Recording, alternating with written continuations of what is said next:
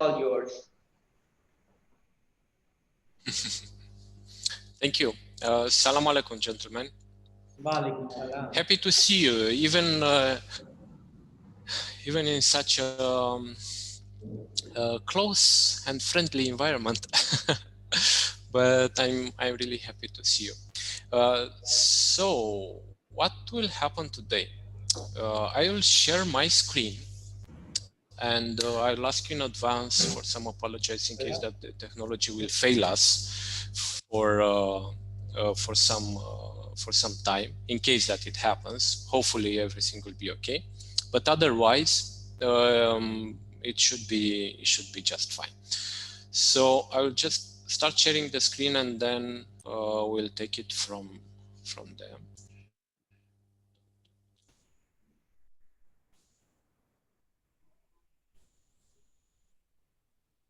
Right.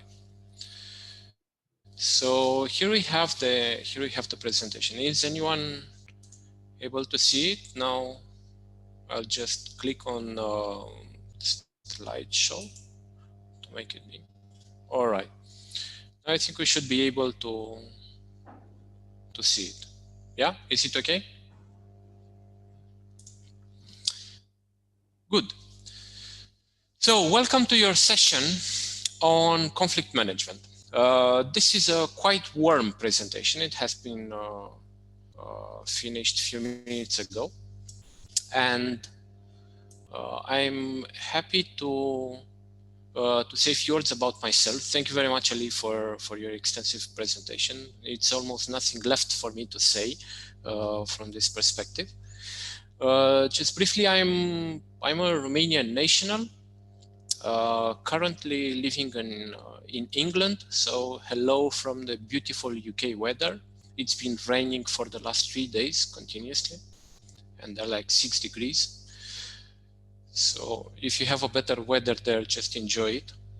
And besides that, I do have quite a rich experience, I might say, in delivering international training.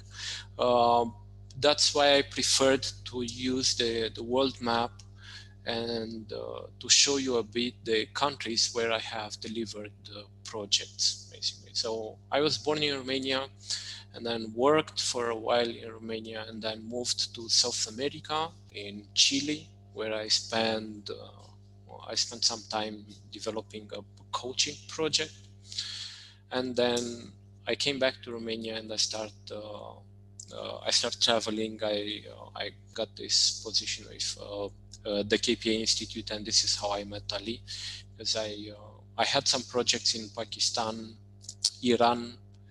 I spent quite a lot of time in Saudi Arabia, working with some big clients over there, Nigeria, Mongolia, Bangladesh, and then I settled for the past 4.5 years. I settled in Qatar until last month, when I have moved to UK. So now I'm broadcasting live from UK, and very happy to see you.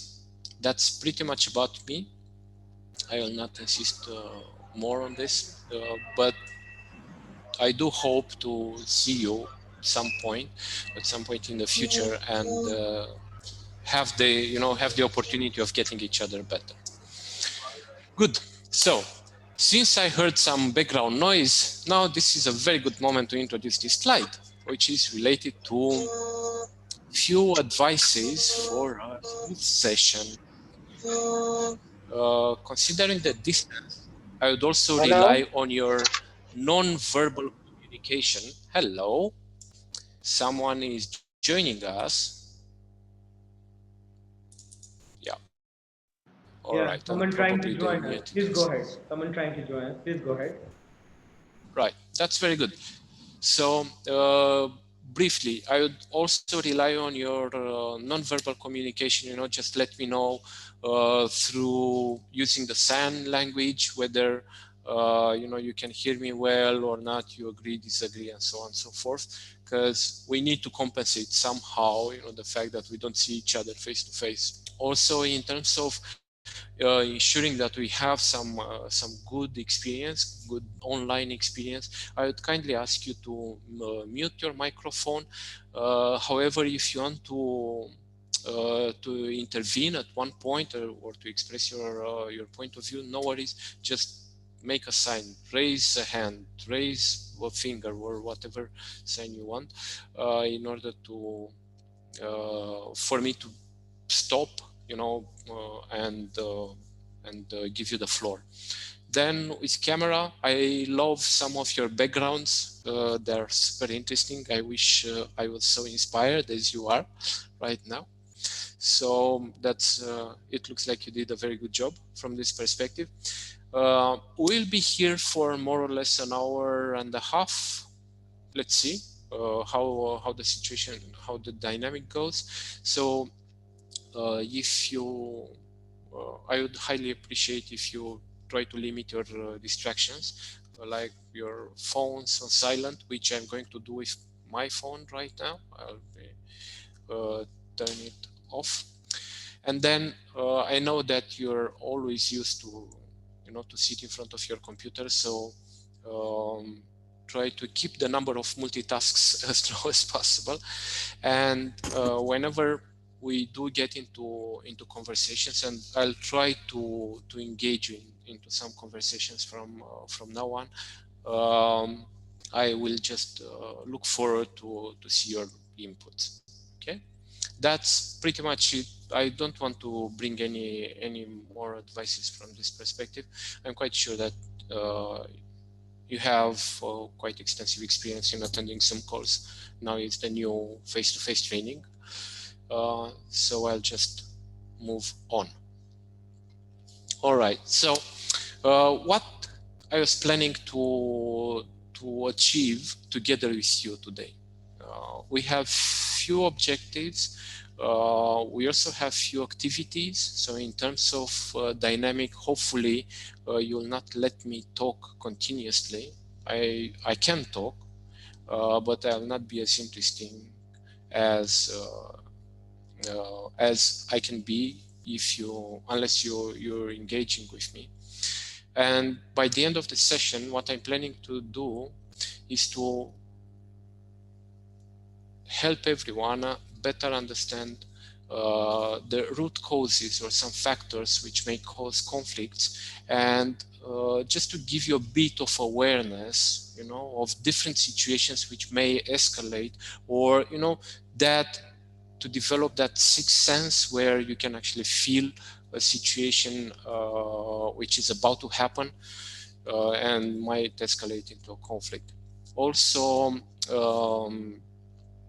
in this conflict management world, there is one reference theory which is founded or created by Thomas Kilmann, related to our own individual answers to conflict. So we'll explore more about this, and you'll also have the chance actually to take a nice and interesting test about this, and I promise you'll be surprised with the results.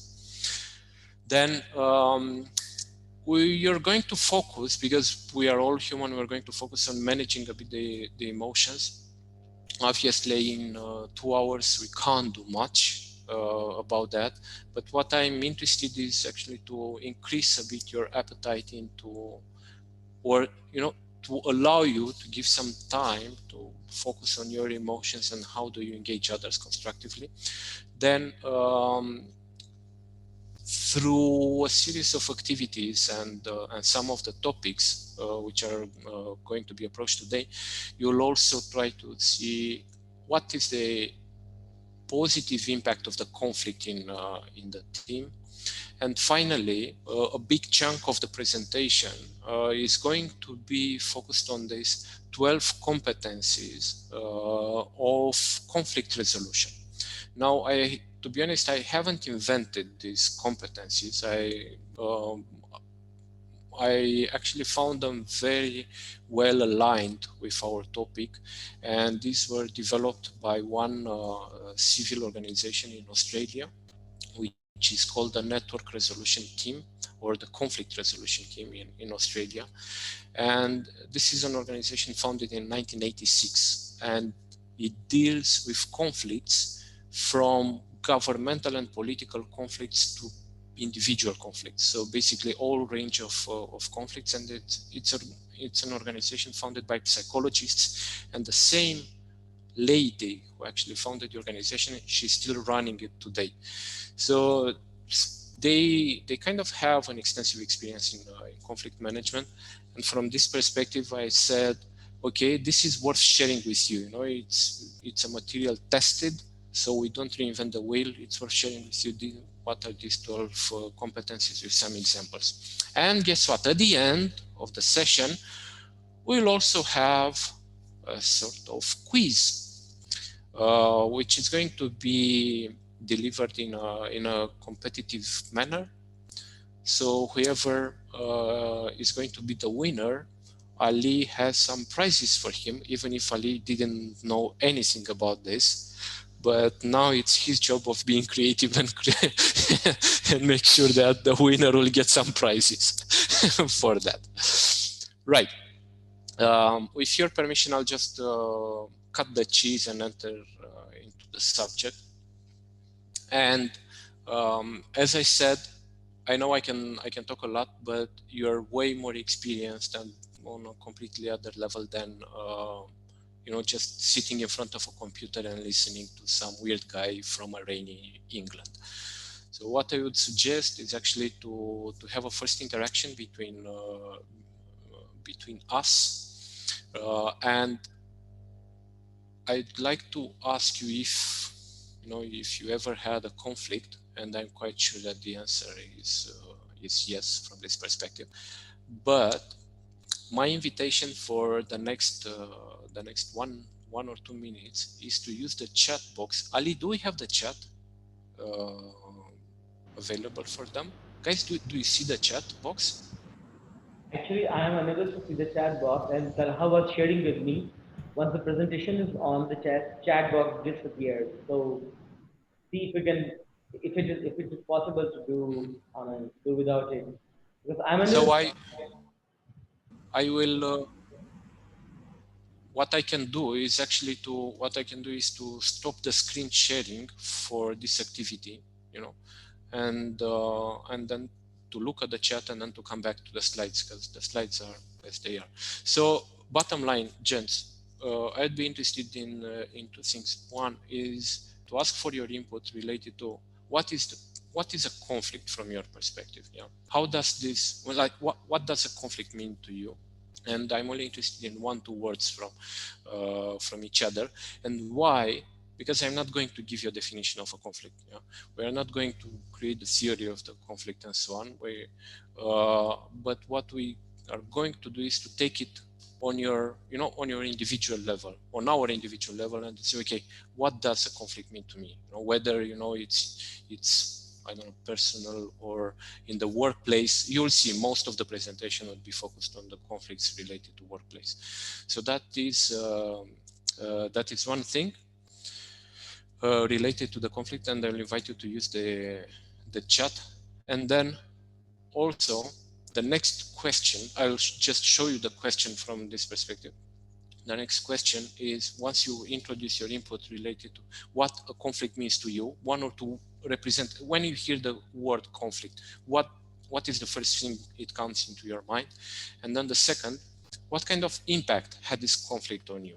If you just think about a situation, give me 1 or 2 words, and then what kind of impact had this conflict on you? All right. Now, I'll just stop sharing the screen in order to be able to see the chat. Good. Stop video, leave. I still can't see the chat.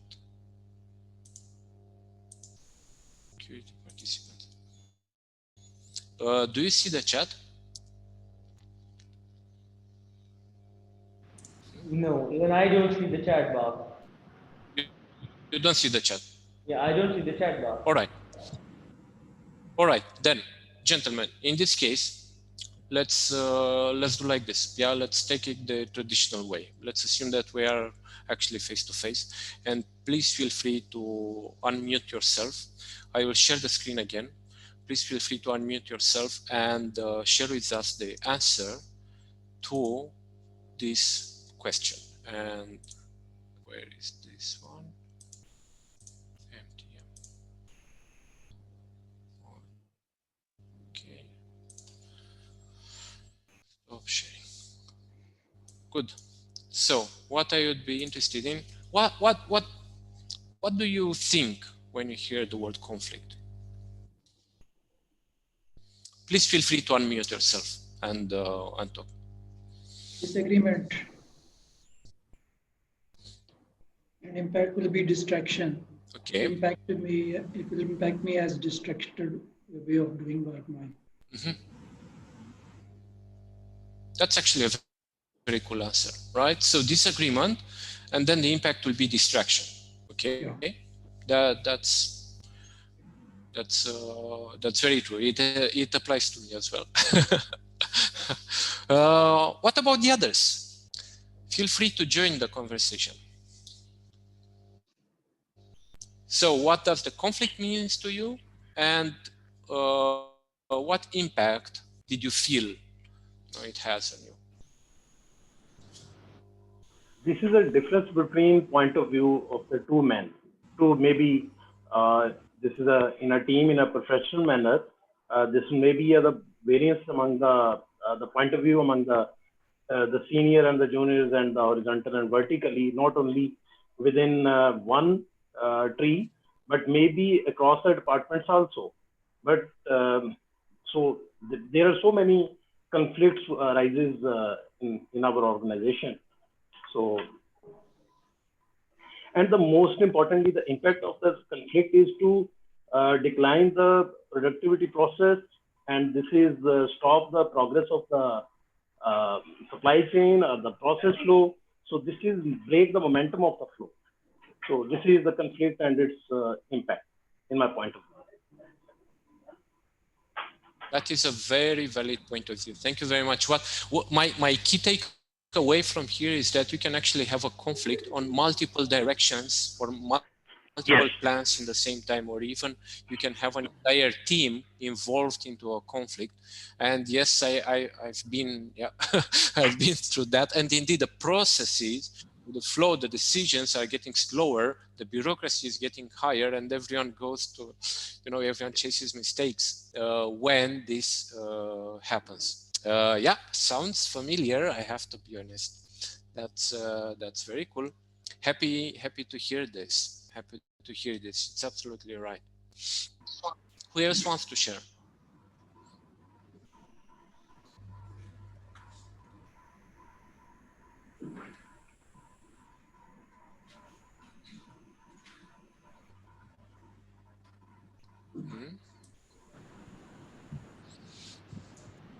Anyone else who would like to chip in and have his definition or understanding of the conflict? It will be great to have different From perspectives. my side, I would like to add a couple of words. I would say, as my colleague said, that conflict it's about the disagreement. But one thing that is very important behind this disagreement, there could be some kind of misunderstanding or misinterpretation of the matter also. So this is quite possible. If someone is misinterpreting or not getting exactly what the matter is, even in that case, the conflict may arise. Sometimes it happens that conflict is there, but just making it well defined or making it understandable, it makes very much clear that what was the problem with the interpretation, was the problem with the understanding. So I think conflict could be uh, misunderstanding also. It's not necessarily some conflict with the idea. So I think what other colleague was saying, this is definitely a conflict, mean the disagreement, but behind the scene, behind the disagreement, the reason and the roots, those are very important, I believe. Thank you very much for your input. I'm actually very happy you brought this into the light, because immediately after this slide we're going to be discussing about reasons, why these conflicts happen. But the key point, it's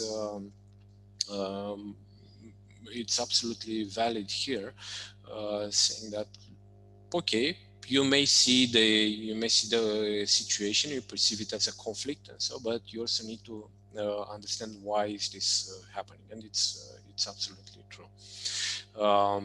Anyone else sharing what is your perception over the conflict, and what could be the impact?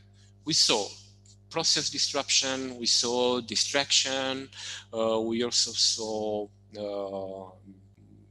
interaction and misunderstanding. Let me ask you like this: what about some positive outcomes from the conflict? It can be a conflict be perceived as a positive or a good one? Can anything good come out of a conflict? Yes, definitely. This is very much possible. Sometime when conflict is arising, so obviously, in other words, we can say that some idea is being produced or being put in front of the other people. The disagreement obviously will be there when the things are not much clear. But once that things are clear, one thing, and once the brainstorming session will be there on the conflict, then a lot of good ideas will be coming out of it. And maybe what the person who is presenting the thing having in the mind, maybe some more good ideas, some better ideas will come in from the discussion. So I think in many cases the conflict can give us to land on something positive side. I think this is possible.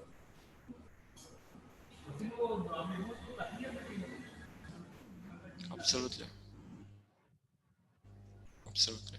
Conflict will be Well, multiple solutions to a problem as well. mhm. There may be multiple solutions for a single problem.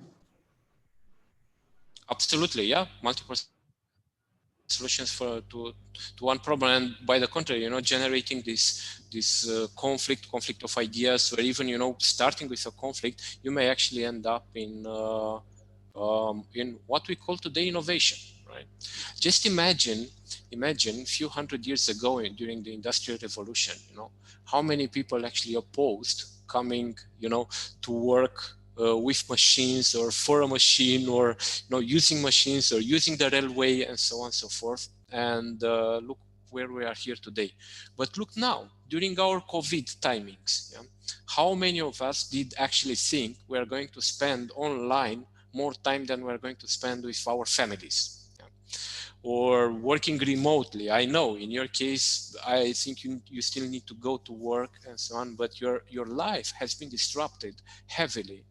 And this is a constant source of conflict. Maybe in some years from now, we'll just look at this time and say, look, oh, that's amazing. The type of technologies we are going to use today, or we are using today, we've never thought about this 10 years ago. And at a larger scale, there is no evolution without conflict.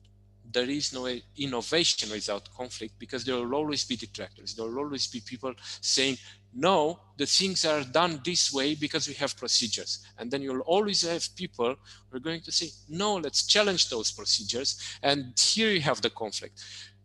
And depending on who's winning, you may progress or not. You see companies dying today because they weren't able to innovate, because everything was smooth and they're comfortable. And you see companies, especially the technology companies today, where there is always a conflict environment. However, somehow constructive, but there is always a thinking out of the box, going out of your comfort zone. You're not allowed. Apple, the work environment in Apple is absolutely horrible, I can tell you this. And with all this, we still buy their products. So, bottom line, the key point here is as you can see, when we first hear the word conflict, we have some negative connotations into our mind. But let's not forget that due to this conflict, if we set the tone of our approach, of our discussion, to be positive and to focus on problem solving rather than fighting with some points of view, then there are positive outcomes coming out of this. And you'll see along this presentation that we are going to repeat this message in different other forms. Good. Now, getting back to closer to your reality.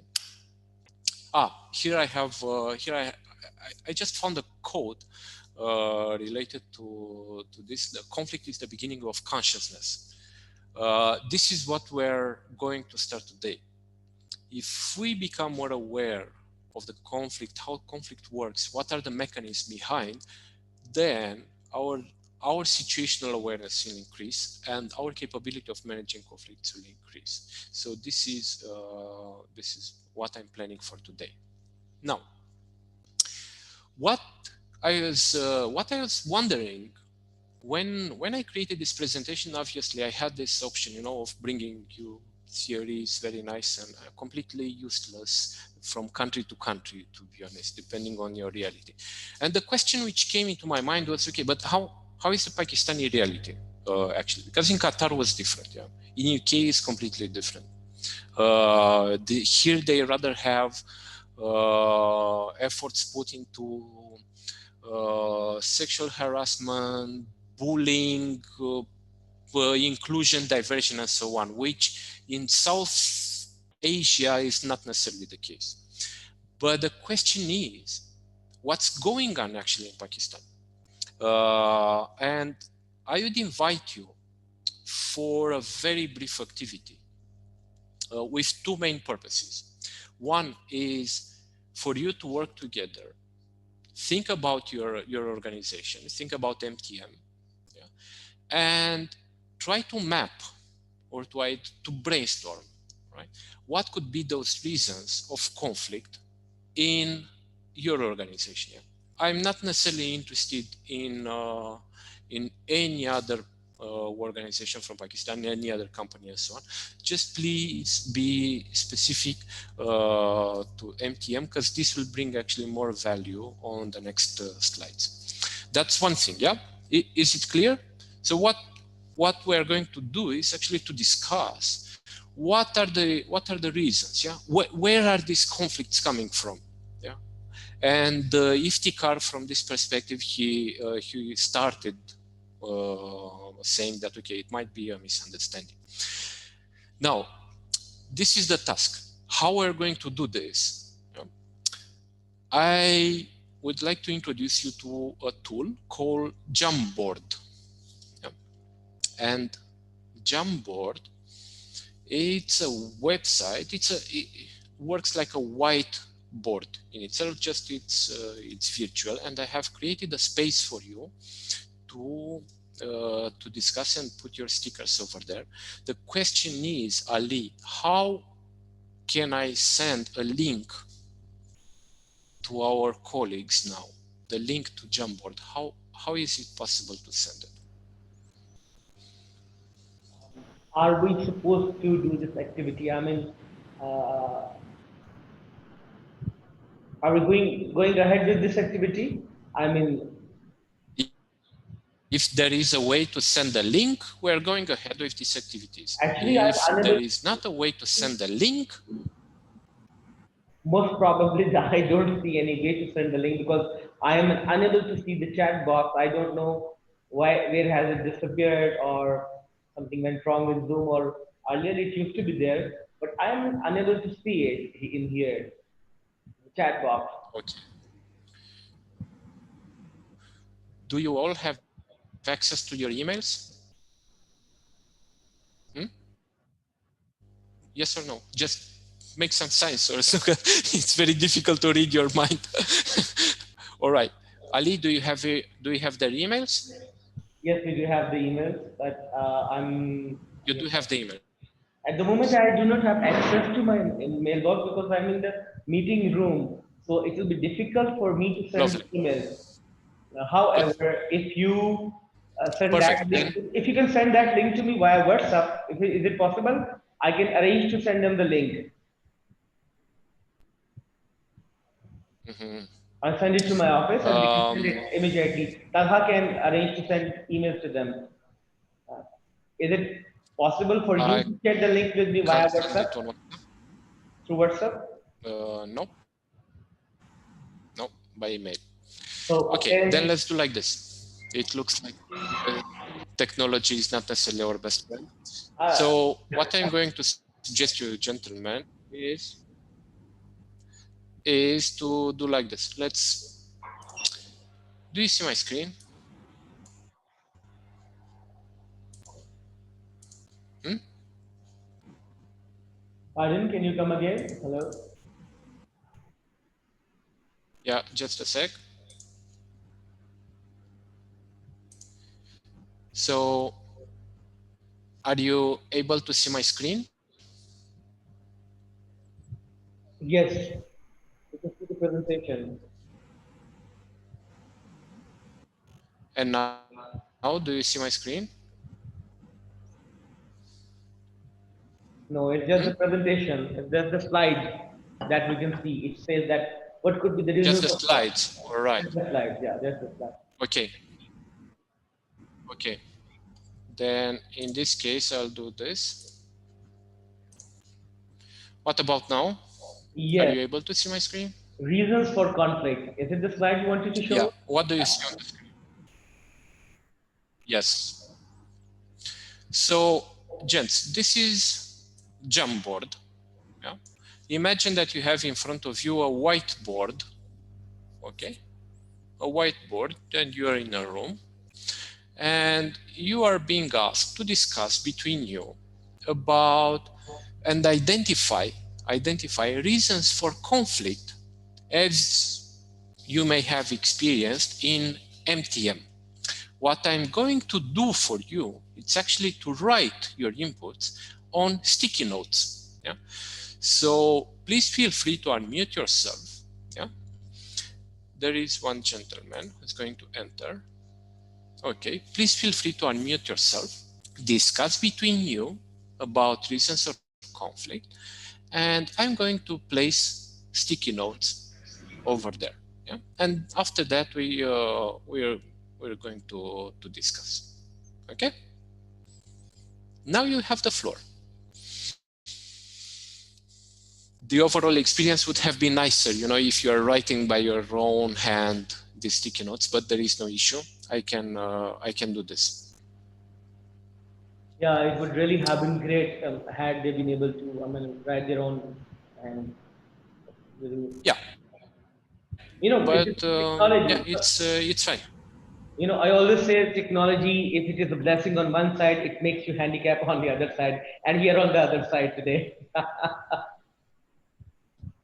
We are, but don't worry. Maybe we can repeat the session on on a better note. So, gentlemen, I'm really curious on how do you see, this conflict thing in your organ. If you feel comfortable to discuss, that's another thing. And what could be the reason? What lies behind different, interactions, different types of conflicts, no matter how large or small are they?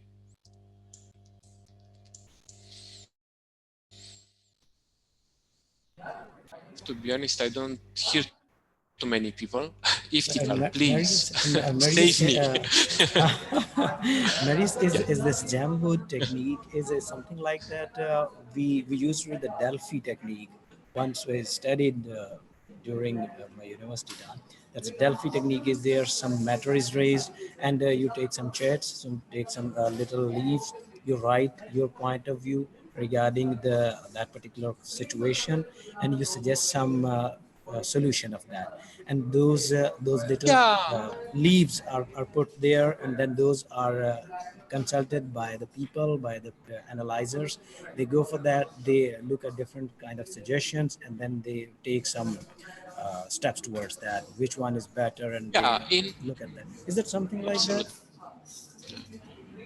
in this case, it's a bit more simple. I just want to have a brief brainstorming with you to get some inputs from your side related to what could cause conflicts in MTM, and then I want to show you some statistics, yeah, which are official statistics. So from this perspective, I just want to see, you know, how do you stand against the official statistics, and to show you this. But for this, I would need some inputs from your side, yeah. And it's just a simple brainstorming, because if you don't have access to the platform, Jamboard in itself is this website, and that's it, nothing more. But if you don't have access to it, then we can't go very deep, and we can't spend too much time on it. So from this perspective, yeah, I'm completely open to hear your inputs on reasons for conflict. What could generate a conflict in MTM? I think from my side, there is one point I would say that when some decision is taken or some policy is made without involvement of everybody who's going to be affected by that particular policy or decision, in that case the conflict arises when people get into it, when they know it, and they do not feel themselves according to that, or they don't feel that it would be benefiting to them. So in that way the conflict arises. So I think when policies, some decisions are made, this is better to consult the people who will be affected or who will be the stakeholders of that particular thing. So I think this is it.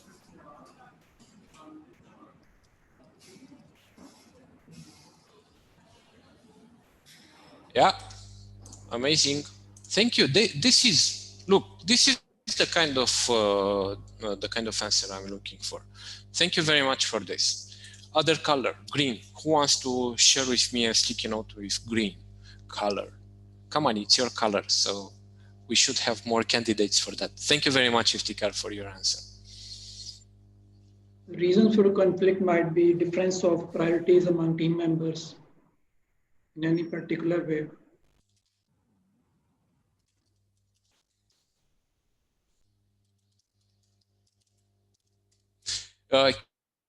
Can you please expand a bit on that? Like, where is this difference coming from of priorities? Like, who sets the team members' priorities? Because everybody has different targets in day-to-day routine work. One can satisfy on some below rank and another on some high node. So there might be some priorities difference, some satisfaction difference.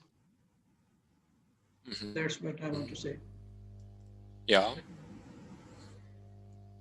But is there any common point where, you know, these differences should meet and be discussed or agreed or aligned between departments?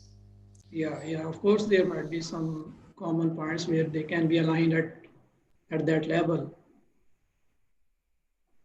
But always there are different priorities among team members. They can't be on the same page every day. Yeah, completely. Yeah, completely agree. Thank you very much, Mohammed. A blue note. Yeah, who's giving me some content for this blue May I note? also say something? Add something. Maybe conflict could possibly be there due to the different personality types. I mean, sometimes they agree on the ideas. However, due to different strong-headed people, they tend to clash with each other in most of personality types.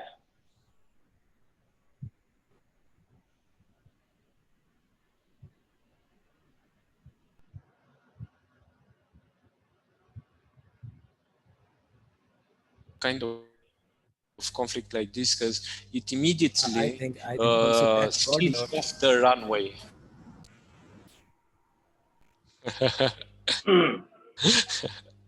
May I add something? Yeah. All right. Please. Yes, this is a poor coordination among the across the multiple departments and their integration. Due to this, conflict rises between the processes, and the process may cause in delay due to that one. So this is the another. And furthermore, I also like to add the poor communication, poor interpersonal skills, as Mr. Ali already highlighted that point, and the frustration due to the policies of the organization.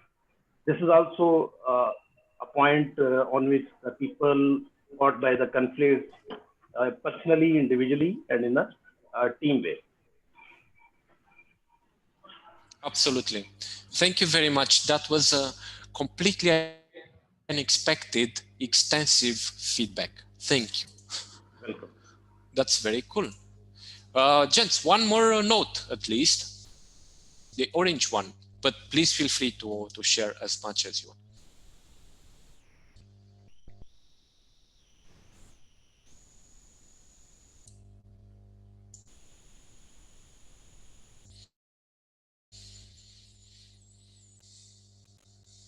Anyone?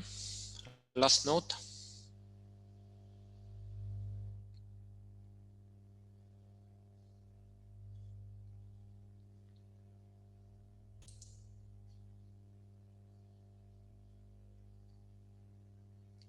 And now is that kind of moment, you know, where there is this silence which creates pressure, and then you start thinking, shall I talk? Shall I wait for someone else to come and talk?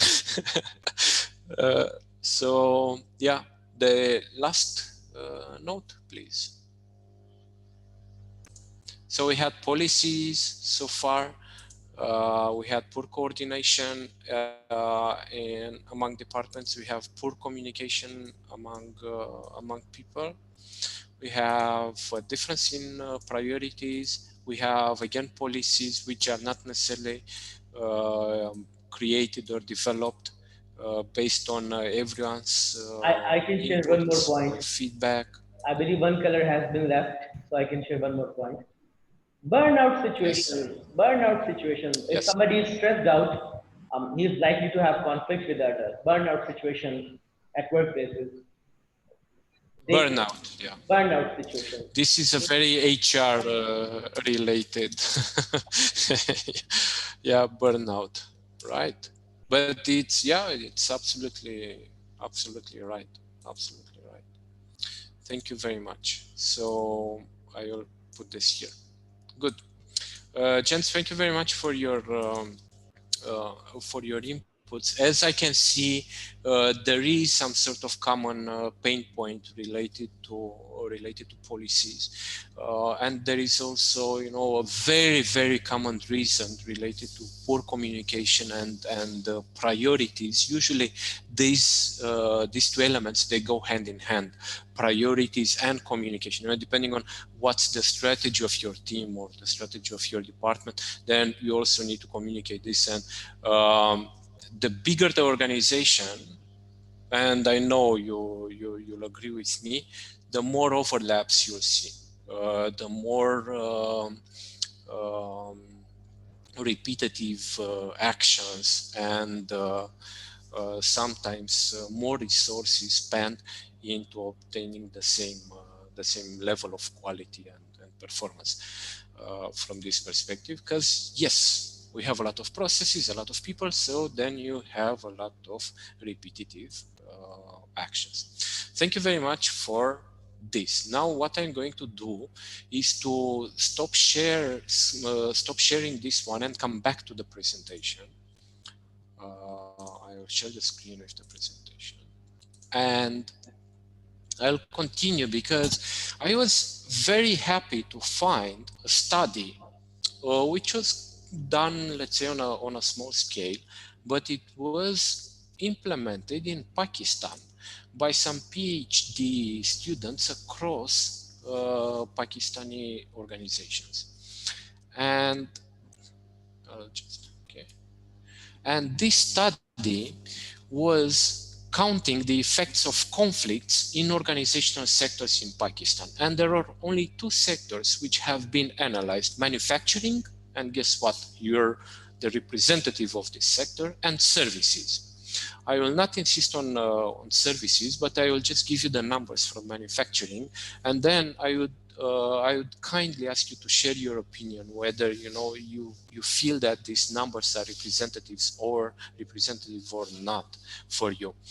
So what the study said, they actually gathered a lot of employees from different manufacturing organizations across Pakistan, and they asked them whether they have been involved into conflict.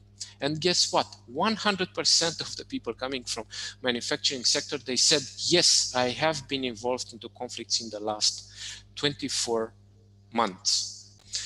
While in service sector, it was a bit smoother, the situation. However, they also asked, and now I am going to relate to the initial discussion. They also asked, okay, but have there been any positive outcomes out of these conflicts? In manufacturing sector, they said, no, in more or less like 30% of the time, something good happened. Otherwise, when conflicts come out, then there was nothing good coming out of that. In service sector, it was easier because there it's a more matter of interaction, communication, and so on. While in manufacturing, you'll see we are going to see a wider range of reasons. And now the key point here: these guys doing the study in 2018, so it's pretty recent. By the contrary, in these days, situation might have gotten worse. The study focused on reasons of conflict, and that's why I actually asked you what happened. And I'm quite happy to notice that all of your elements are actually captured in this graph here. So just to focus on the most important 16. First of all, communication barriers. As you can see, 75% of the respondents said, yes, the main reasons for conflicts which we have been involved into or encounter were related to either poor communication, either misunderstandings, or some elements which haven't been communicated or omitted, and this generated a conflict. So, gents, this is a very serious reason which happens across your industry. It's not only in your organization, but across your industry. Then what I was a bit surprised, I haven't highlighted it. If you look at the number 2, it's interference of government policies. It's the first time in my life when I see this, when these government policies are actually generating some conflicts. Obviously, you know better the industry and you know better your company, so I'll not insist on that. But it's impressive to see how many respondents said that, okay, whatever decisions made by the government related to our sector, we didn't see many positive outcomes. Then negative behavior, and this is okay. It's not very high, 25%. They said, okay, I have entered into conflicts because I disagreed with different behaviors from my colleagues or my manager or subordinates. So it's not, somehow it looks like at the industry level, this is not a big issue. However, what people really hate is favorism. Yeah. I have my friend, I have my relatives, I have my, I don't know, my boss knows very well one of my colleagues, and here we go, we have some difference in treatment and so on and so forth. It's a staggering number. 50% says no, it's the favorism, generated some conflicts. And then directly linked to this is breach of trust. Obviously, we're humans. We need to trust each other. And I recently read an article about exactly about this, saying, look, when you enter into a conflict with your manager, it's over your brain. It has exactly the same impact as having a dispute or having an argument with your father or your grandfather. And I know what is the importance of your elders in your families. So the study was exactly, the article was exactly mentioning about the Asian countries, and they said, look, the trust and this hierarchical relationships, it's very, very similar to what happens in the families, and the impact, it's almost the same. It's like fighting with someone from your family. The same applies with your peers, with your colleagues. It's like fighting your brother or your sister-in-law on something. It has on your body, it has the same impact, which may lead to health issues and so on and so forth. So yes, if you feel that, okay, you feel tired, or you feel exhausted, or you feel frustrated, or even, you may feel sick, or your immunity decreases because your manager does not appreciate you, or you don't have a good relationship with him, yes, it is absolutely true. And it has a real impact on your health. Then moving on, we also had lack of knowledge, lack of experience. Lack of knowledge is not that high, but lack of experience and lack of skills, especially in manufacturing where you need skills. These were among the highest rated after communication barriers. These were among the highest rated reasons for conflict. Yeah. Now, I would be very curious to hear from your perspective, how do you find these results? How relevant are these results or true for your organization? Yeah. It might, being an industry level survey, I don't expect to be, exactly the same issue, but how relevant are these for you? If you can, share your opinions, if you found something interesting, or, you disagree with something.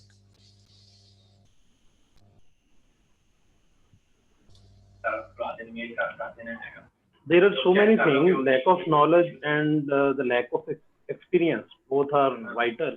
And also the mistrust, breach of trust is also exist in our organization. So also another, the communication barrier. This is also the bigger one, the high rate in our organization. Yeah. Yeah, it can happen, absolutely. I would like to add. Is anyone contradicting your colleague? I think some points are existent over here. Some of them are communication barriers that may be at high. Then favorism is also there, but not like 50%. Breach of trust is also there. Personal clashes is the far most important reason, I think. And Yeah. lack of skill is not a problem. Lack of experience is not a problem. Both can be gained over time. Over You're short lucky. span. Yeah. That's what I think. Very nice. Anyone else?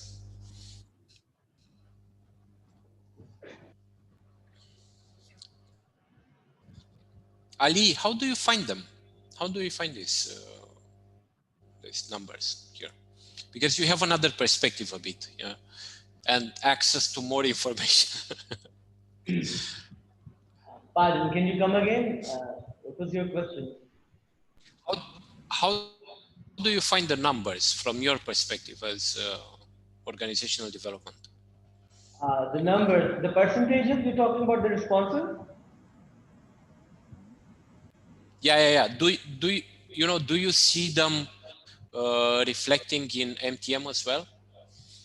Well, I would say that yes, I can say you yes on a couple of points, and I'll go, ma'am. I'll be quiet on 2 points. Open forum. Yes, I do give you my agreement on the point number one, which is communication barrier. Yes, I do see this happening in here.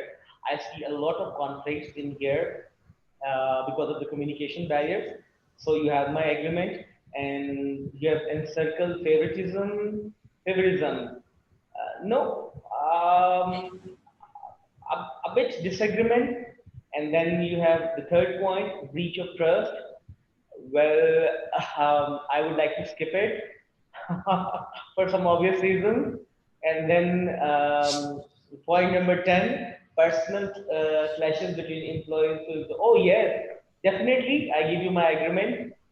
Lack of knowledge, no, it's not the prevailing one. I would say in MCM, and 11 and 12, I think they are at the lower side in MCM. So yes, there are a couple of other points which you have, and you have. I would not say anything. You might have encircled and you might have not, but they are there. They are there. But I will not definitely like to comment on them for some All reason. right. For some reasons, I hope you Yeah, understand. no, we let's not get into all of your details, but it's very good for you to know what is the benchmark, because point this is the most recent information I found on this topic. Good. All right, let's move on. The study, I don't know if you see my screen with your windows or okay. The study also asked for possible solutions. They said, okay, we understand the reason. Yeah. We saw the impact. What can it be done to mitigate, you know, this conflicts, considering that you know the reasons now? So we had like this. I would just emphasize on number 3, proper defined goals. I don't know how many of you have management positions over there, but even if you don't, you still need some properly defined goals. And I personally know how difficult is it, because despite the large organizations I've been working with, defining the goals was always a challenge, And especially now, imagine with COVID timings, when you had some goals defined, maybe you had some strategy at the beginning of the year, and then since March, everything has changed, everything. So properly defined goals, that was, okay, this was in 2018. Then building trust with subordinates. This is the number 2 element, the number 2 area where, you know, the study shows us that we could focus.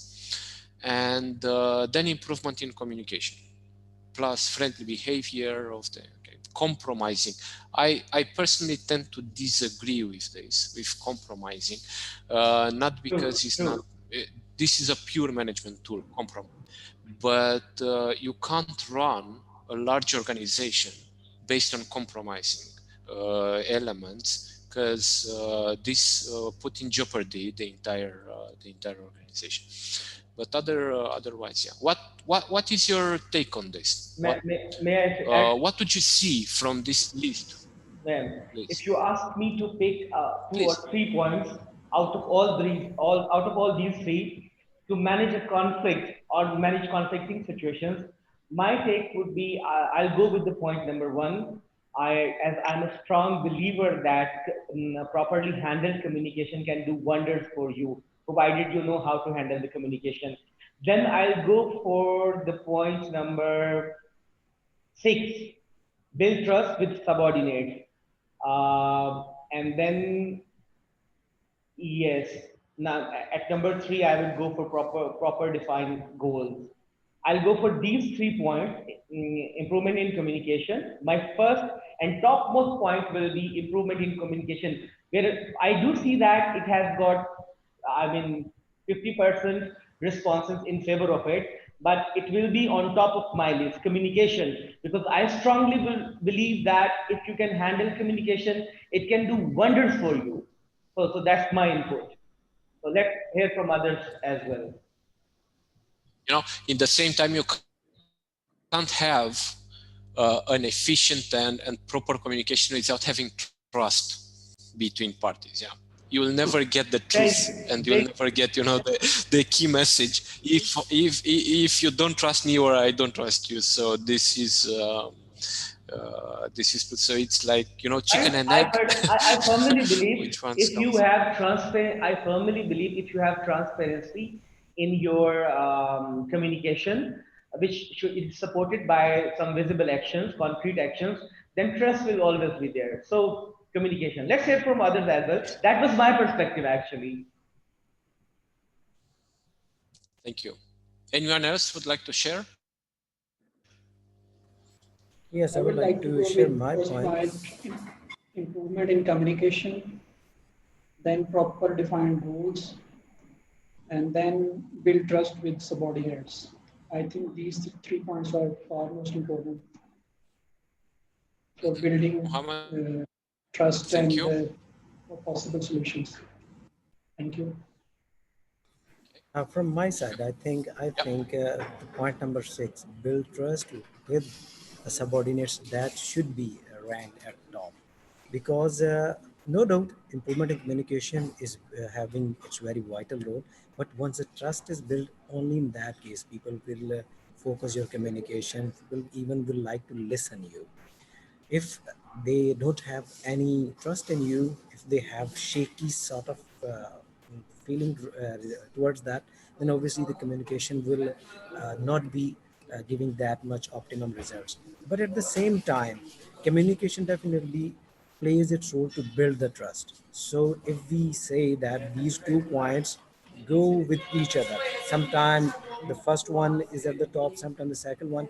But I believe building the trust means, if you are start communicating the people, talk about the commitments, talk about their role, give them some importance, give them a high morale, these kind of things. Once the trust is built, then your communication will give you the result.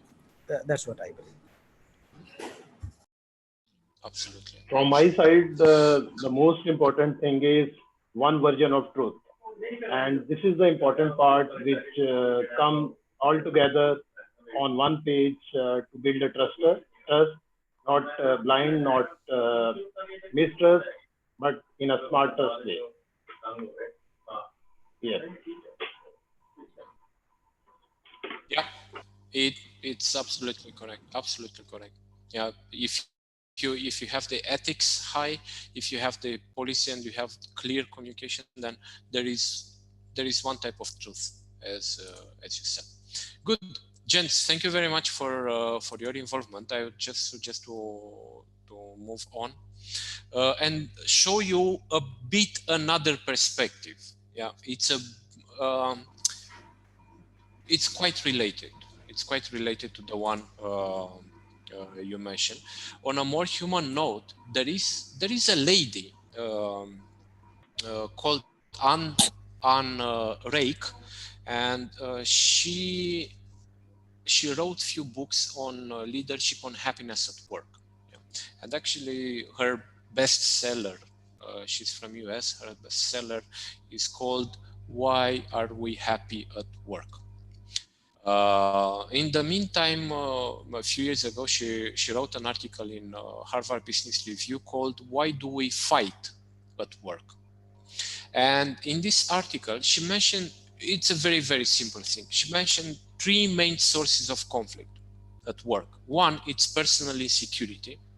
And personal insecurity means that I need, I'm not necessarily comfortable with myself, with environment. I don't have enough trust to show the others that I did mistakes. So I'm trying to hide my mistakes.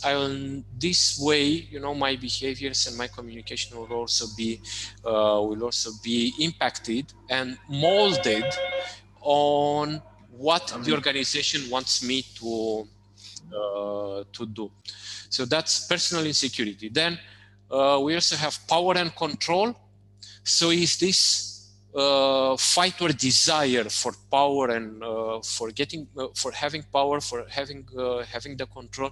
But this is critical in your organization, at least, to see what kind of models you have, because depending on how your managers are, then you have automatically the tendency of getting some of the behaviors. And if the environment is like this, where everyone chases the power, then absolutely the conflicts will be there. And what's interesting, I would like to introduce you this concept, and you'll see it further down. So there are two different parties, yeah, one in Australia and one in United States, and both they discuss about the same thing. It is called habitual victimhood. In other words, I feel myself not necessarily oppressed. I feel neglected. I feel disadvantaged. Yeah, I feel that the others have been favored because they know the manager. I feel that's something they have against me, and so on and so forth. So this attitude of victimizing yourself, it actually attracts conflicts, because you react based on this. You react based on your beliefs, and then you have the tendency of seeing not necessarily legalities, of seeing that people are working against you almost every time, and your perceptions are being deformed.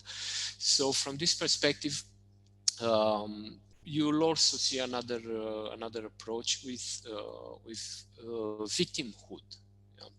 In probably people who are always unhappy about what's going on in your organization, just because they don't have a higher salary, they don't have the same treatment, they don't have, like, sometimes you have this feeling, when you discuss, I also had colleagues like that, you have this feeling that all of the bad things in the world are happening to them, and all of the nasty tasks are getting on their desk, and all of the tough communication and tough decisions and difficult meetings are actually ended up on their task list, and so on and so forth. And you see, well, like, well, what's going on? It's actually not true. Yeah, it's the way they decide to react on that. So yes, this lady says, from her perspective, these are the three main reasons she was able to identify in workplace conflicts. Okay. That's another side of the story. I just wanted to show you a thing. I will not get into many details more than that. Now, everything has a cost. Everything comes with a cost from this perspective, and what I would like to share with you, it's one interesting cost calculator, actually, and I'm going to send the slides to Ali, and please feel free, Ali, to share the slides with them. There is a website where you can calculate literally the cost of conflict in your organization. Yeah.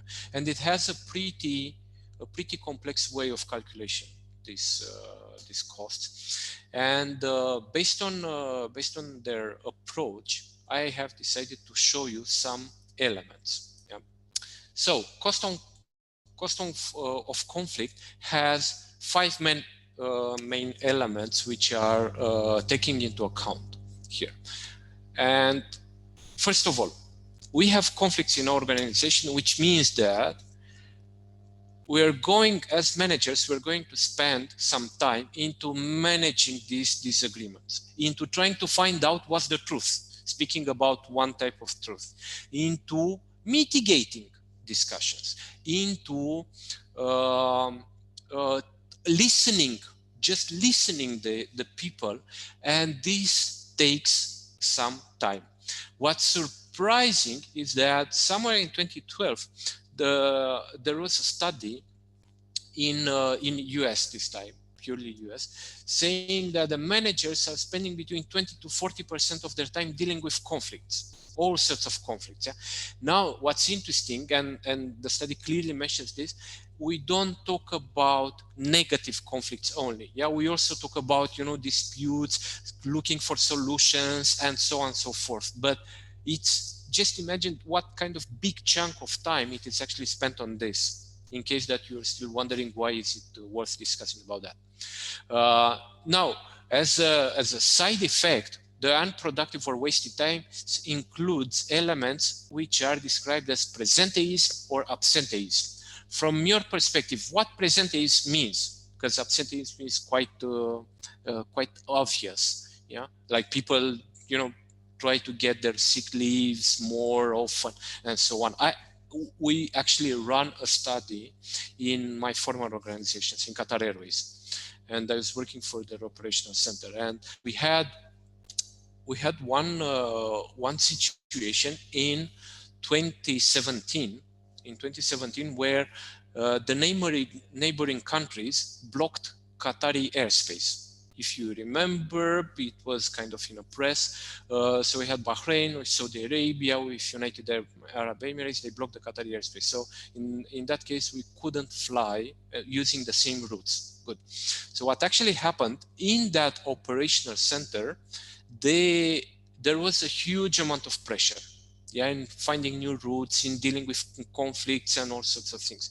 So what we realized is that a month into the situation, the number of sick days increased with 250%. And why? Because people were preferring to go to doctor, to take sick leave certificates, not to show at work, because it was very stressful.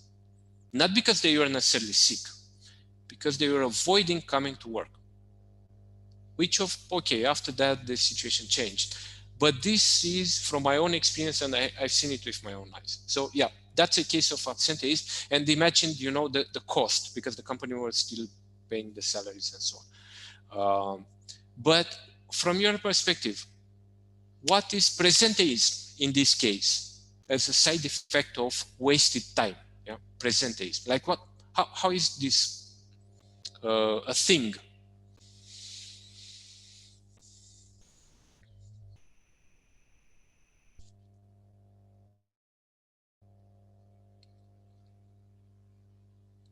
How is this presenteeism related to conflict?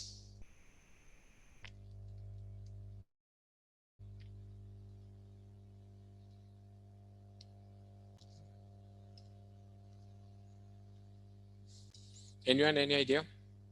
I understand it's bad when people are not coming to work, where they get sick, that's fine. I understand. But what about people being at work? How is this a negative thing related to wasted time? You'll also see this, the other factors. But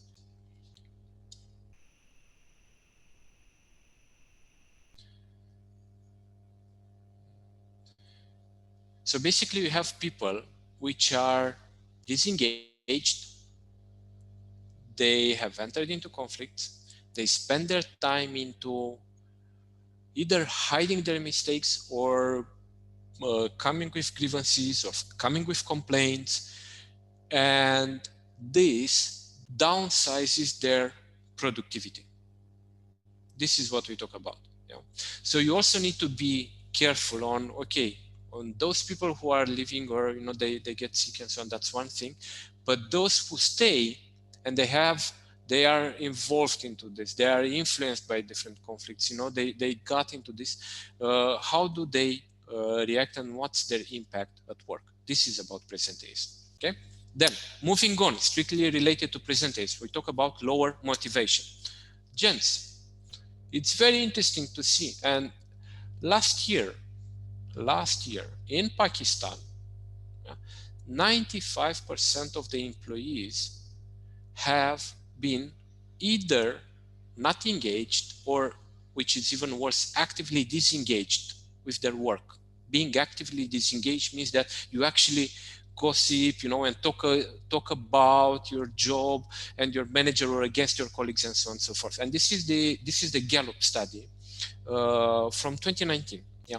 Now I don't know how the situation is today, but what I can tell you is that in entire Southeast Asia, Pakistan is with the highest number of employees which are not necessarily happy with their work. Just saying.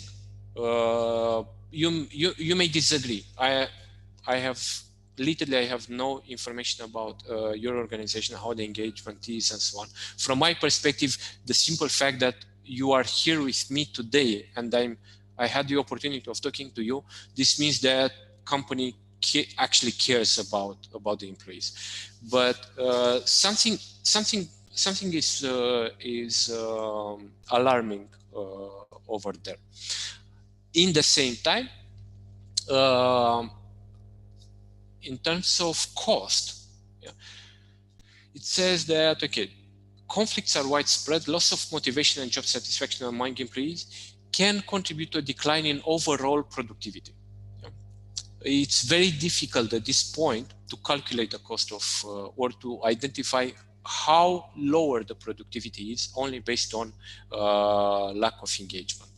I have to be honest. Then, one thing which we can see with our own eyes is that if employees are involved into conflict and they have a low motivation, you know, they don't feel that their time is valued, they leave.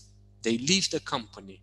And some statistics were saying that hiring a new manager in a company usually costs between 100 to 200% of that person, of the departing person's salary, just to hire a managerial position. In lower levels, okay, we talk about some other numbers, but someone in HR for sure has these numbers in your case. Yeah, that's increased turnover, which also adds to the cost of conflicts. Then what we talk about disruptive restructuring. Maybe you can relate to the situation where you had a manager, or you've been in this situation where you had two of your subordinates having a conflict, and then you had to interfere, and you gave them completely different tasks or completely different projects, just not to interfere with each other anymore. And or even you accepted for one of your subordinates to be moved into another team. I've seen this case quite often, to be moved into another team because he doesn't get along with a colleague, with his manager and so on. This sort of organizational changes, or this sort of interdepartmental disruptions, they are called disruptive restructuring, where you as a manager, you're forced to take measures and to disrupt your flow of work, to disrupt your, you know, your setup, just because some people, they don't get along with each other. So that's another cost. The real cost here, the real impact is that you have a decrease in productivity as well. Then you also have out-of-pocket expenses. These out-of-pocket expenses are mainly related to consequences of having people involved into conflicts, or not necessarily being happy at work. And here we talk about healthcare costs. In a lot of companies, they are provided these healthcare insurances, and they could see that depending on the status of the company and the environment of the company, the healthcare costs have increased. Then grievances, lawsuits, then theft, sabotage, vandalism, and even violence. It can occur, and this comes back as a cost to the company. If you have an unhappy employee who has just been, I don't know, laid off, he might just easily decide to break the windows of his manufacturing section over there because he wasn't happy. What was interesting in Qatar Airways, for example, the number one source of risk, security and safety risk for the airline, were unhappy employees. The number one source of risk. So everyone was looking very carefully on how the people were treated and so on, because exactly for this reason, vandalism or grievances or so, with lawsuits is not the case in that part of the world. But with the rest of elements, they are paying a lot of attention on this, on how do you treat your employees. And finally, which is a bit more subtle element of the cost, is related to the lost opportunities. Now, with lost opportunities, basically we talk like this: if you disrupt your flow, your process flow in your department, if you get involved a lot in mitigating conflicts and so on, then your productivity and your quality of decision is decreasing, which means that on the longer run, you may also miss those targets, or you get into conflicts because you have conflicting targets. And then you realize that none of the parties, instead of agreeing where is the middle point, none of the parties are actually reaching the targets. Yeah? So this is about the full spectrum. This was one of the most extensive slides I have. It's about the full spectrum of cost of conflict. Well, there is this calculator which has been created by the Mediation Training Institute, Eckhart College from Russia. Please feel free. You'll get the slides. Please feel free to use it and see how it looks. All right. Any thoughts on cost of conflict? Would you like to share, if there is anything to share?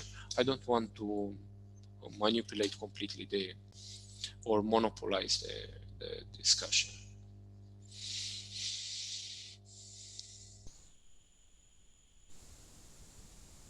Shall I move on? Yeah. Yes, please. Yes, please. Yeah, all right. Good. So we were discussing, Iftikhar was mentioning at one point about misunderstandings. Yeah? And I said, I'm very happy to hear this point, because there is a structure. So this organization from Australia, the Conflict Resolution Network, they developed an entire set of theory related to conflict. So what they said, that each conflict has different levels, and it's very important for us actually to identify on which level are we in this moment with each and every conflict. And the easiest one, like the lightest one, is discomfort. I don't exactly know what the problem is. I can't necessarily, put the finger, point towards, but I know that I don't like this person, or I don't like to be surrounded by these guys, or I don't like to work on this kind of projects, so I'm not feeling comfortable on this. And this is the first level of conflict, well, I'm not feeling comfortable in working with a certain person, right? That's one thing, and you can easily relate to this. I will not insist too much. However, the next level of conflict is when you actually have a clash with someone, okay? And if it happens once, or it happens very rarely, so this might be considered an incident. And an incident, it's actually a sharp exchange which occurs without any lasting reaction. It happened, okay? Well, I'm not necessarily, okay with that, but I move on. So that is one incident. However, if something goes on and on, it might be worth looking into what's actually going on. What is the reason? What are the needs and so on? Where is this coming from? Because it might be a misunderstanding. Yeah? And that would be a deeper level of conflict. In this case, the motives and facts are often confused or misperceived. And this is also related to poor communication or to disalignment between goals or conflicting situations over there. And now the question is, do your thoughts keep returning frequently to the problem? Because if they do, then you might want to investigate until it's not too late. If this situation perpetuates, then you'll get into some sort of tension. Yeah, you feel it. You feel it. You know how is it, and in this case, we start discussing about relationship damage. We start discussing about people being affected by the conflict. And now, is the relationship a source of constant worry and concern? This is what you should ask yourself, yeah? Because this creates a tension. Yeah? If you don't get along with a colleague continuously, then you need to do something about that. Otherwise, you'll get into the next level in which you are being asked to work together, or you have an issue, and then you get into a crisis. And the crisis is where this is the most visible, yeah, side of the conflict, because you hear shouting, you hear, maybe a little bit of violence or not, but you can feel the people being fully engaged into that conflict. And then you ask yourself as a manager, like, when does this happen? What happened? Well, If you weren't able or you weren't engaged into the previous stages of the conflict, then you might just end up with managing a crisis in this. And here we talk about normal functioning becomes difficult, extreme gestures are executed, you may deal with a disruption, yeah, in your department, like leaving a job, or getting into a serious fight, and having HR getting involved into sanctioning the people, right? So this is again a full spectrum of levels of conflict. My advice is to try to understand and to analyze your current situation, yeah? Your current relationships. Try to understand how the other colleagues are working, and if you're able to identify, in those particular smaller or larger conflicts, on which level are you in order to take the right decisions. And now the question is, a conflict may have different reasons. Yeah, a huge number of them may have different shades, may have different levels. Yeah. It may be superficial, or you may just get into a crisis. The question is, how well am I prepared to answer to the conflict? Yeah. How well am I prepared to answer this? And from this perspective, your answer, I'll just move on to the next slide. Your answer might fall into 5 different categories. You're either a very competitive person and you want to win. Yeah, it's your way or the highway. Or you're deeply convinced that you're right, and you want for the other to acknowledge your expertise, to acknowledge your point of view, and so on. And in that case, it's not a matter of win-win or so. No, it's about you being right and the others acknowledging your point of view. Obviously, this comes with a huge satisfaction, but it also comes with damaging the relationships on the long run. So the thing is, are you going to compete? Are you going to avoid the conflict? Are you going to compromise, like getting to some sort of middle point? Do you have a tendency towards collaboration? Or do you have a tendency of satisfying the others' demands, the others' needs, yeah, in order to see them happy? And this way, you're not necessarily avoiding, but you have good relationships and so on, but you prefer to give up from your pace. So from this perspective, I have a test for you, which I invite you to take. Now, I know I cannot send you the link, but you can have the link here. It's not very complicated. What did I do? It's not very complicated. And I invite you to get into this website and take the test. This test, it's based on Thomas Kilmann conflicting style. Yeah? It has 30 questions, 30 questions. It shouldn't take more than 10 minutes. That would be it. The beauty of this test is that it actually gives you a quite accurate result at the end. And it shows you what is your major tendency in dealing with conflict. But what's nice is that it also gives you the details. So what I would advise you, now let's do like this. I can actually ask you now, do you want to take the test now? We are not going to discuss the results. Yeah, the results are yours. The test is yours. Yeah, the only thing I'm doing is actually to give you the resource. It's a free resource, and the results are very nice. So then you take your own decisions. Yeah, you take your own learnings out of it. But the question is, do you want to take the test now and then come back to this presentation, or shall I continue and then I'll send you the slides and you can take the test afterwards? May I say something, please? I suggest, if I may, Yep. that they take tests later, because it's really great experience to hear something from you, to have your insight. It is one of its own kind of opportunity to have you live with my audience. So my preference would be as an OD guy, as a training guy, to have insight from you, and then I should be able to share this link with you, with them via email, and they can take it later. But we cannot probably have you again, so because you are following a tight schedule and all that. So insights coming from you will be adding more value, live insights. Good.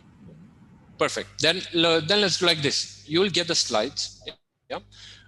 Please go and take the test. You'll like it. You'll really like it, and you'll see. The more honest you are, then you'll also find the answers within that test. Okay. Good. Now, moving on, we don't have much time left, so I'll speed up a bit the process. I was telling you about these 12 competencies for conflict resolution, yeah? And why? What we did so far was to understand some reasons for the conflict, to see how the industry is. Then we also looked into types of conflict. We also looked into levels of conflict. We also looked into how do I respond to this conflict. And here you can have the test. That's fine. But then the question is, what can I do in order to be better prepared to manage conflicts? Yeah. Is there anything I can do or not? And each one of you is on a different level. From this perspective, I have chosen this framework of 12 competencies promoted by the Conflict Resolution Network, which you'll see it's quite human and easy to approach. It's more for raising the awareness. Okay. Now the thing is, the first one is adopt a win-win approach. Yeah, pretty simple, pretty easy. Very difficult to implement, because what does a win-win approach means? Especially in a conflict where it's sometimes difficult, to keep your blood cold enough, or to keep your objectivity. It's very difficult to identify what the win-win is. So the thing is, changing the conflict from attack to defense, from attack and defense to cooperation. Yeah, basically this is the entire philosophy of win-win. Which means that instead of communicating and being firm with your message and being firm with your point of view, you will need actually to listen, and you will need to, first of all, to change yourself, to change your approach and listen more to the others and see what is the real need actually they are facing. So what we need to do is to go back to underlying needs and see, okay, what actually determined the other to react as they did? What does lie beyond their first behaviors? What is their source of insatisfaction? Yeah? Then the next step is actually to recognize that your point of view is different than mine. That's absolutely fine. This doesn't mean that I agree with you. However, it's important to have these 2 points put on the table and see if there is any middle point. And then to look for information attitude and to look for solutions. It's critical in a win-win approach to focus on the problem and not on the person. And this is very difficult, because if I have a conflict with you, I'll not like you at all. So then the question is, how can I, focus on objectivity and finding some solutions if I don't like you? How can I be even able to listen to you if I don't like you? And obviously there is no standard answer through that. The answer is through practice, nothing more. But practice means to be present and to set yourself up for a win-win approach. Now, very, very brief story related to the needs and how important is this communication between them. We have one orange in a kitchen, and we have two people. Yeah, there are two brothers sitting in the kitchen and one orange. Yeah, both of them, they want the orange. Yeah, because it's only one. Both of them want it. What do they do? Any idea? What would you do?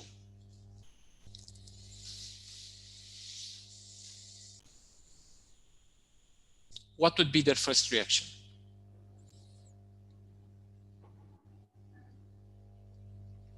Of course, they will fight for. At first, they will fight for. Thereafter, they can manage getting half each.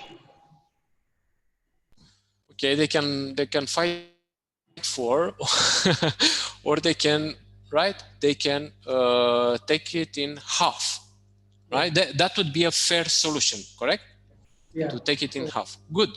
Then what's happening next? What's happening next is that one of the brothers is actually squeezing the orange, into the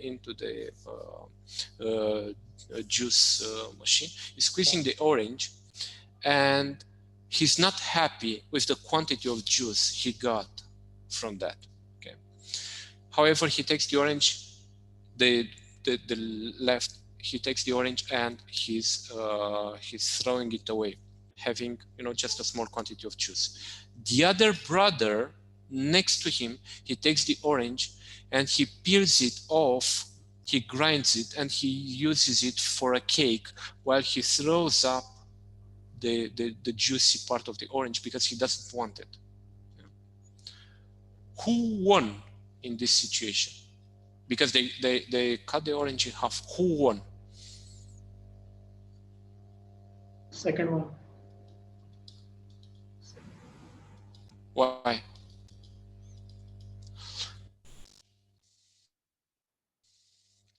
I think second one. Second one, I have to be honest, he was not necessarily happy because he did not have enough grind, enough peel for his cake. He wasn't happy with that. Bottom line, none of them actually won. Because the first one did not have enough juice, the other one did not have enough peel for flavoring his cake. What could have done differently in this case? What could have done differently? They could have shared. They could have shared their part of juice to be used in cake. If you look on the first bullet point here, a win-win approach rests on going back to underlying needs. The simplest way they could have approached the situation is actually to talk and ask themselves, okay, what do you need? And one of them would have easily said, I just need the peel for my cake. The other one would have said, no, I just need the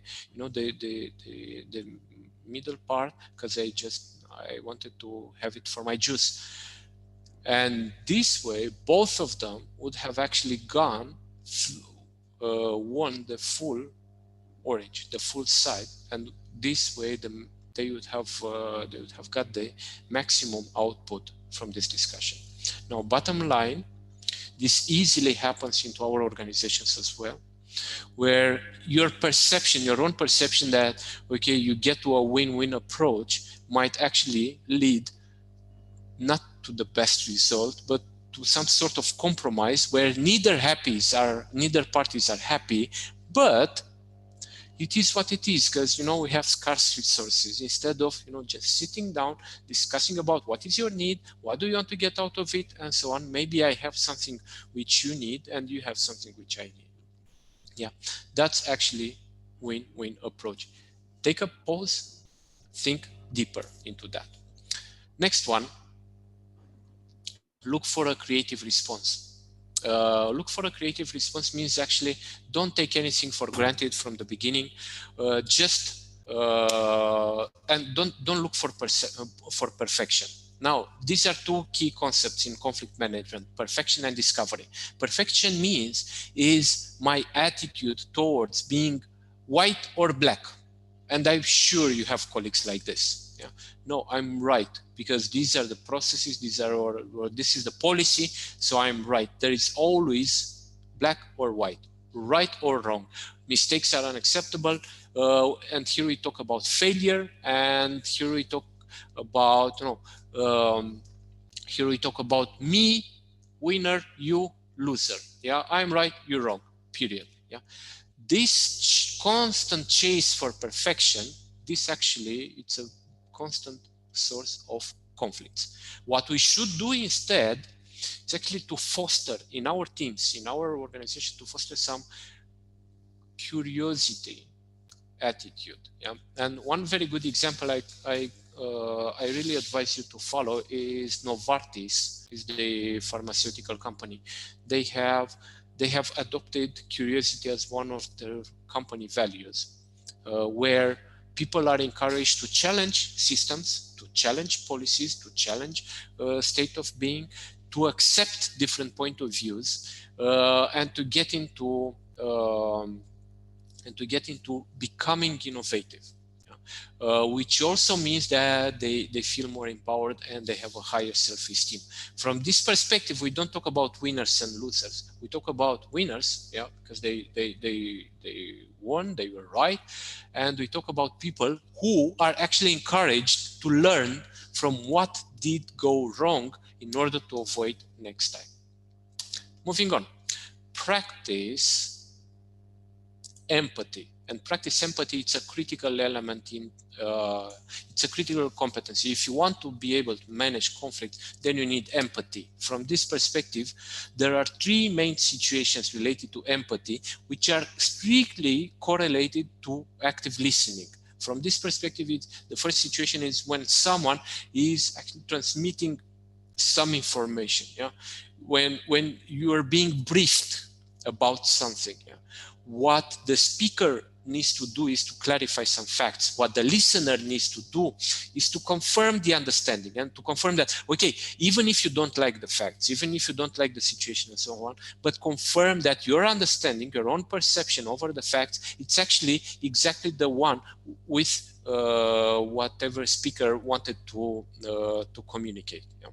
And from this perspective, you need to ask some questions and dig deeper in order to make sure that you have the relevant perspective. Then the second situation is actually when someone is coming to you with a problem. They are going to affirm a problem. They are going, and you know how is it? They don't just raise a problem, but they also talk about the impact and how difficult their life is and what's the consequence and so on. What do you need to do in order to, to manage this conflict? Because that person is already set up to receive and to react, to receive negative answers and to react and so on. And they are influenced by this. What you need to do as a listener in that case is actually to hear what they're saying and to reflect and to confirm again, to explore, if you have time, to ask more questions and understand what the problem is. Don't offer advice. Usually advice doesn't help, and in most of the cases offering advice to someone who is in problems, it's actually giving them a way out because they have another way to point fingers. I've been told this way, so I did act as my manager said. No, let them find the ways, but try to make sure that you actually get the full picture. The third situation where we talk about almost the crisis level in this situation. Talk about an inflamed person, yeah, with a high emotional charge in that moment. So they are coming to you, they tell you the problem. What you need to do is actually, if has something against you, then don't defend. If it's not related to you directly, then don't try to bring up some sort of arguments and bring your own perspective and try to bring arguments and so on. No, the first thing you need to do with high emotional charge is actually to manage their emotions, to listen and to calm down the person. Once they calm down the person, try to acknowledge their point of view. And by acknowledging their point of view, they feel listened. They know that someone actually understood. If you confirm again what the problem is, then it's easier for you to bring some advice or to take some action. Yeah, don't try to react. In this case, you need to play a completely passive role. This is what practicing empathy is. Moving on. Seek appropriate assertiveness. Seek appropriate assertiveness is actually when I use I statements. I know it's very easy for us to say, look, I know how to do this. or I know what you should have done, or I know what you do in this case. Yeah. This doesn't help. Yeah. Definitely, this doesn't mitigate a conflict. This doesn't create a better environment. Yeah. The question is, when do I use I statements and how does it work? It works when you say how it is for you rather than what they should or they shouldn't do. So with I, you present your point of view, you present the impact from your own perspective. How have you been affected? What was the impact of this conflict on your side? For example, a well-intentioned I statement is unlikely to harm anyone. It's actually a step towards a better communication, a more open communication, and it's also free of expectations. Yeah, I don't expect anything from you. I'm just telling you what your behavior produced on me. And here you have an example. When I hear your voice, when I hear a voice raised at me, I feel humiliated, and I want, what I'd like is that. Can I discuss an issue with you without ending up feeling hurt or not? Yeah. So be careful with I statements, because it's very, very easy to set up expectations. I would have expected, I remember, I had a manager at one point and we had countless of conflicts, and I didn't really know why, because we had very good relationships prior to that. And then I realized that what was triggering my reactions were her statements related to different actions of mine, saying, I would have expected of you to do this and this and this. It was like my job was to fulfill her expectations instead of doing my job.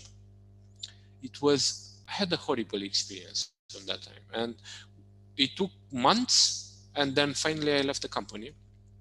And then we became friends again. But after leaving the company, we were actually able to discuss about what happened and to pinpoint this. Moving on, a very interesting perspective: cooperative power. This cooperative power means that we are created equally, even if between us there is a hierarchical relationship, but we are created equally in a conflict. Yeah. I'm a party, you are a party, so my point of view should be equal to your point of view. From this perspective, you will see that we have the tendency of embracing three different roles. One is persecutor, the other one is rescuer, and the third one is victim. It's like a knight going to a castle and he saves the princess, which is the victim, from a very bad dragon. Yeah, the dragon being the persecutor. So this is the story. And the story is actually deeply rooted in our realities today. The question is, are you able to identify which hat do you wear in a conflict, whether you are the persecutor or the rescuer? What can I tell you from this perspective is that if you have someone who always tries, if you have a manager who always tries to mitigate conflicts, to make everyone happy and so on, that person will have a tendency of either become a victim and say, oh my God, my team, I can't deal with them anymore. Like, I don't know what's going on. They always fight, or I can't deal with department anymore. It's very difficult to work and so on. And this way, they change their hat from rescuer to victim, or they get into one-to-one conflicts and they become the persecutor. I know who disturbed you, so I'll just go and defend you, and I'll become the persecutor, and vice versa. So these roles can actually change. A victim can become a persecutor. I personally had examples of colleagues of mine who become managers and they acted horrible, absolutely horrible. And why? Because they were somehow persecuted at their point. And what they did, they said, no, I'll never be like my manager, never. And what they did, they actually copied almost 100% the behaviors they have been exposed to. And as a matter of fact, no one was happy with them anymore at that point. So these roles are interchangeable. The situations are different. You just need to be aware of which hat are you going to wear and where is the middle ground. Then Another thing you need to be very good at is actually to manage your emotions. And from this perspective, I would have had an individual activity, but I think we're going to skip it. And why? Because please take this for you at home. It's a very good introspection exercise where you need to think about, okay, all of the conflicts you have been exposed lately. Maybe you felt angry, frustrated, or frightened, and so on and so forth. You know how you felt. The question is, try to do a bit of self-coaching, because this is going to help you identify better behaviors and position yourself better in future conflicts. And the question is, why did you feel like that? What would you like to change, or what would you like to have to see differently? Yeah, not necessarily in your case, but what kind of outcomes would you like to receive differently? What do you need to do in order to make this happen? Finally, whose problem is this really? Is it your problem? Is it my colleague problem? Is the entire department problem? Whose problem is it? It's very important to identify where the control is actually.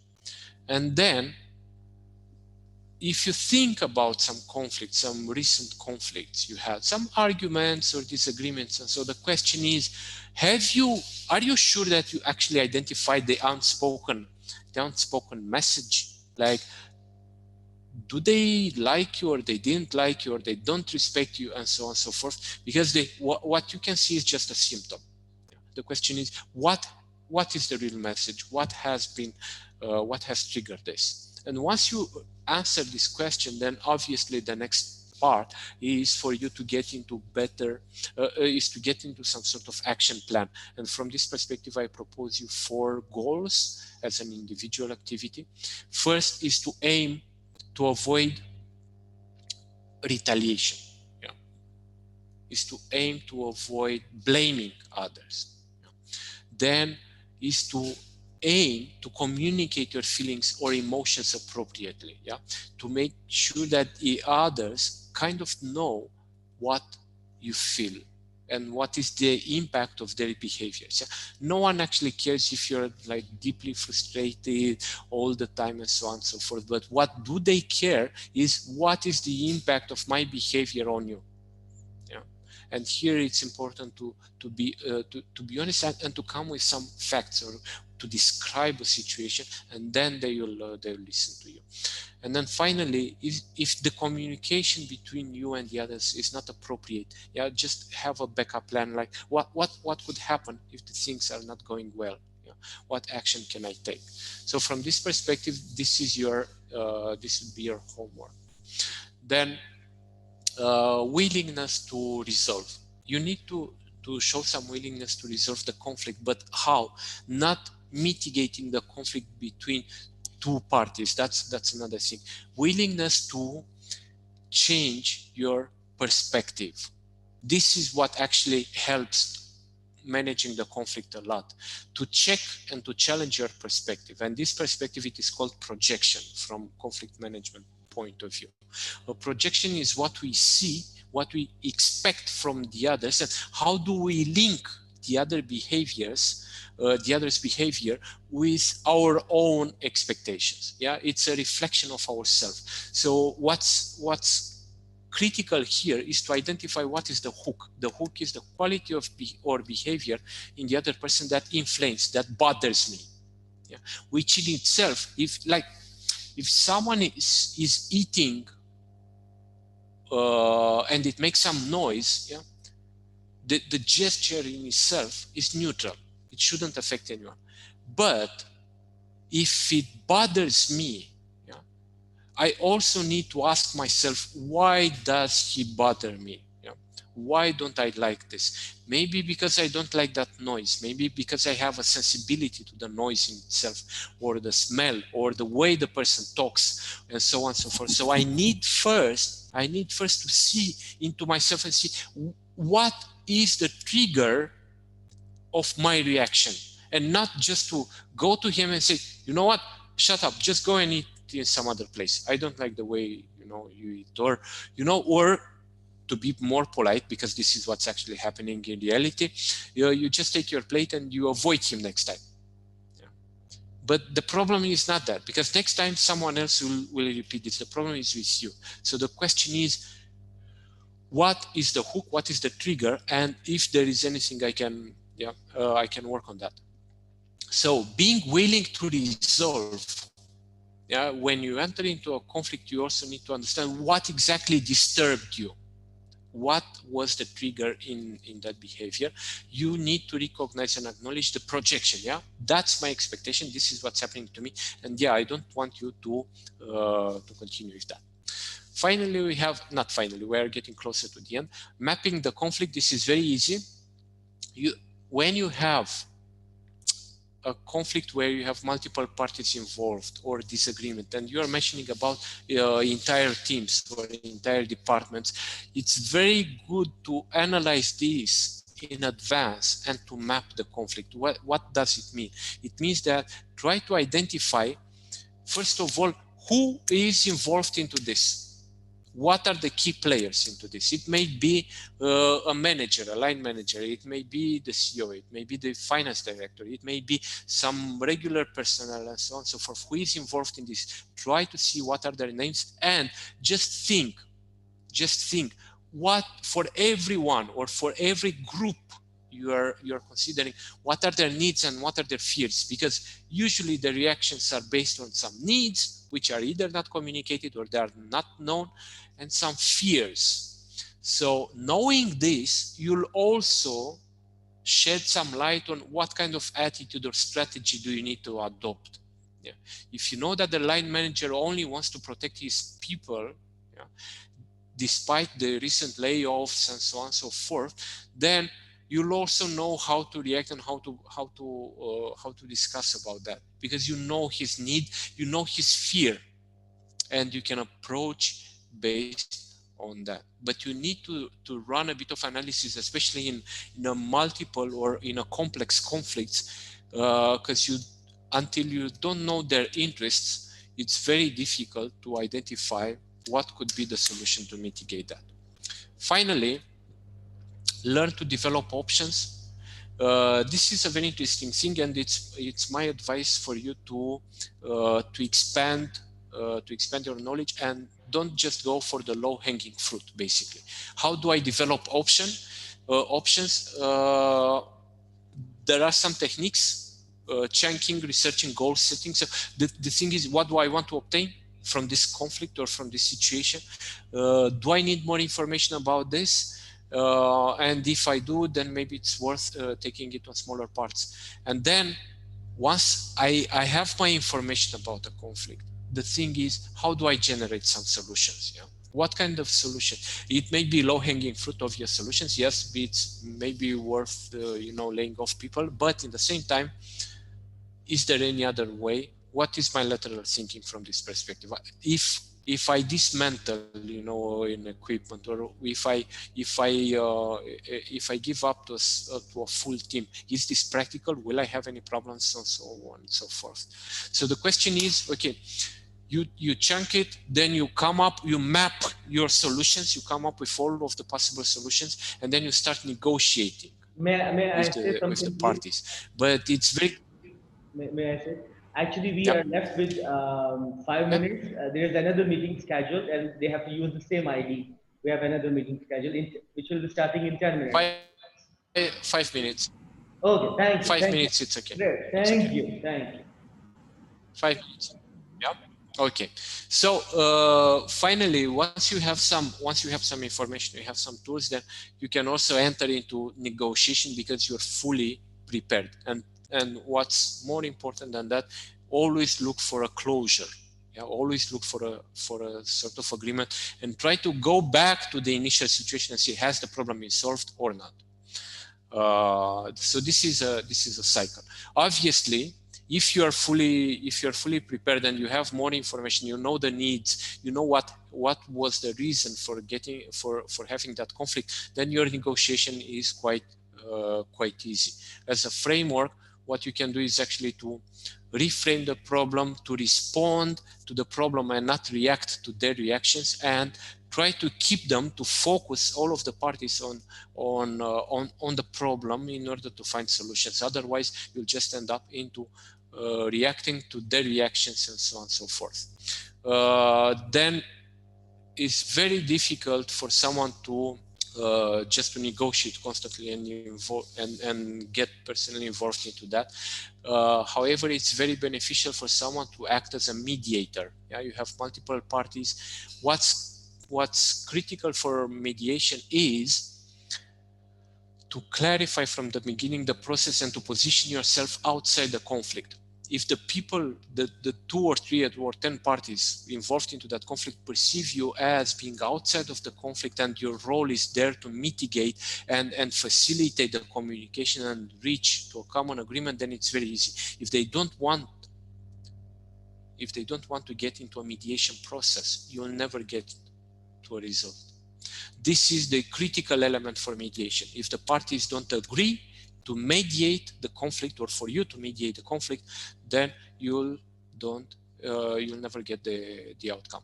So from this perspective, these are more like details. You know, what do? You establish an agenda, and then you look you let them negotiate. However, you keep them on track, and you look for closure, you look for a common agreement. And finally, the last competency, the 12th one, is taking the bigger picture. The bigger picture basically means that you need to be aware of what is in your control and what you can't control. From this perspective, you need to know what you can change or not. And from this perspective, you need to act as an observer as well as participant, to respect and value the differences, and also to be fully aware all the time that not 2 conflicts are the same. Each one is particular to a certain context. You need to understand the context, whether it's in your control, it's in the other control, or it may not be actually in neither party's control.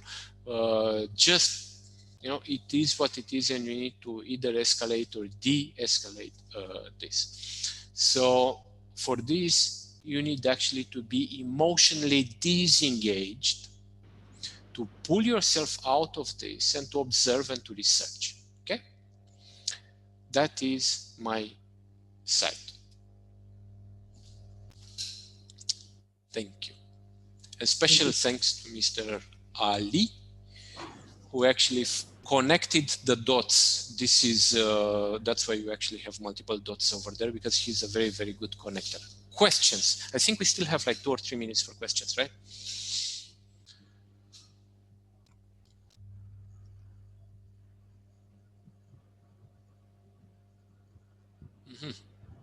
Yeah, looks like it's been a very successful session. It indeed has been a very successful session, and please allow me to wrap it up, because I'm short of words. It was splendid. It was excellent. We learned a lot from you. And once again, thank you very much for this wonderful session. And I hope you will extend us this flexibility that in future I can come back to you and re-request for such wonderful sessions whenever you are free and have time. And it will be really great to connect with you for such an initiative again, hopefully. Marius, thank you very much.